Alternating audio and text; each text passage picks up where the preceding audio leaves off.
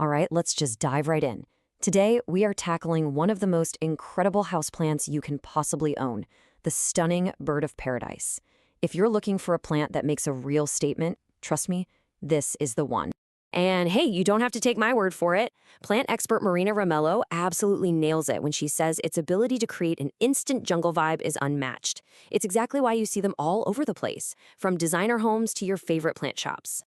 But, okay, let's be real for a second. A plant this big and this beautiful can feel, well, a little intimidating, right? You see this absolute stunner and you start to wonder, can I really keep that thing happy in my living room? The answer is 1,000% yes, and we're gonna walk through exactly how to do it. So first, let's just take a moment to appreciate what makes this plant so darn special. It's not just another green thing in a pot, it's practically a piece of living sculpture. I mean, look at this list. It gives you that dramatic topical look instantly with those massive banana-like leaves. Plus, it's working for you, purifying the air. And, who couldn't use a little extra magnificence and good fortune in their life? No wonder it's a designer favorite. Okay, this part is super important. The absolute first step to taking care of your plant is knowing which one you actually have. There are two main types you'll find, and believe me, they are very, very different. Okay, so let's break this down. The orange variety, that's your Strelitzia regina. It's the one you want if you're dreaming of those famous bird-like orange and blue flowers. It also stays a much more manageable size indoors, around 4 to 6 feet.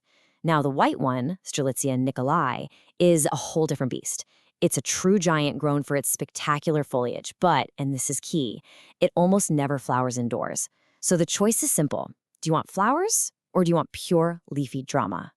All right, I need you to listen up. If you forget everything else we talk about today, please, please remember these next two things. Getting light and water right is like 90% of the game. These are the two golden rules.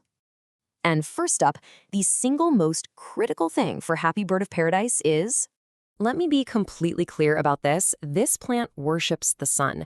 Forget everything you know about low-light houseplants. To get that amazing growth, and especially to get any flowers, you have to give it 4 to 6 hours of bright, direct sun every single day. Your best bet, a south or west-facing window. And if you ever see it starting to lean, that's your plant literally screaming, hey, I need more light over here. And that leads us right to our second golden rule, which is just as vital. Okay, the mantra for watering is consistently moist but never soggy. And here's the easy way to do it. Just stick your finger into the soil. If the top 2 or 3 inches feel dry, it's time for a drink. Then you're going to water it thoroughly, really soak it, until water runs out the bottom. And this is the most important part. Throw that extra water away. Letting it sit in a saucer of water is the fastest way to get root rot, and nobody wants that. Awesome.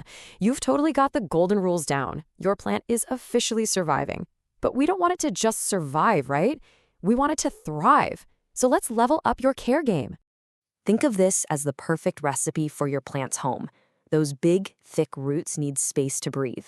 So you start with a good potting soil, but then you mix in some perlite for drainage and some compost or coco coir for extra nutrients. That combo is the secret sauce. You know those kind of sad, brown, crispy edges you see on the leaves sometimes? That is almost always the plant telling you it's too dry. You gotta remember, this is a tropical baby. A room humidifier is the absolute best solution, but even just misting the leaves every now and then or clustering it with other plants can make a huge difference. To push out those gigantic, beautiful leaves, this plant needs food. It's what we call a heavy feeder. So during spring and summer, when it's actively growing, just get into a simple routine. Feed it every couple of weeks with a balanced fertilizer that's been diluted to half strength. It'll thank you for it, I promise. Okay, now it's time to cackle some of those common worries that can freak out new owners. Let's turn that fear into total confidence. This is the number one thing that sends people into a panic. You get this absolutely perfect, pristine new leaf, and then a few days later, you see these splits appearing, and you're thinking, oh no, what did I do wrong? But get this, it's supposed to do that. It is a feature, not a flaw. Isn't that amazing? It's a natural adaptation. In the wild, these splits let strong winds pass right through the leaf without tearing it clean off the plant. So if you see a splitting leaf, you should actually be happy. It's a sign of a healthy, mature plant doing exactly what it's designed to do. And here's a little cheat sheet for you.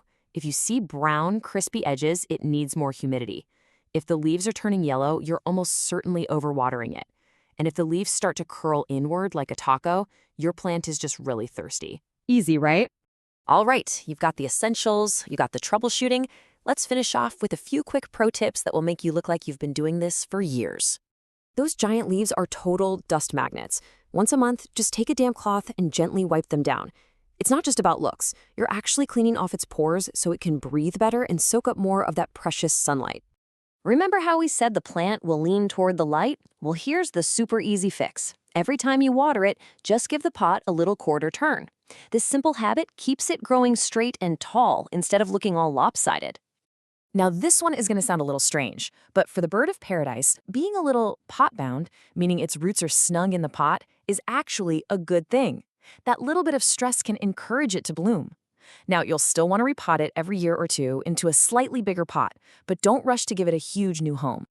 And there you have it. You've got the golden rules, the pro tips. You are totally ready to raise a magnificent tropical giant of your own. You have all the knowledge you need. So the only question left is, which room are you going to transform first?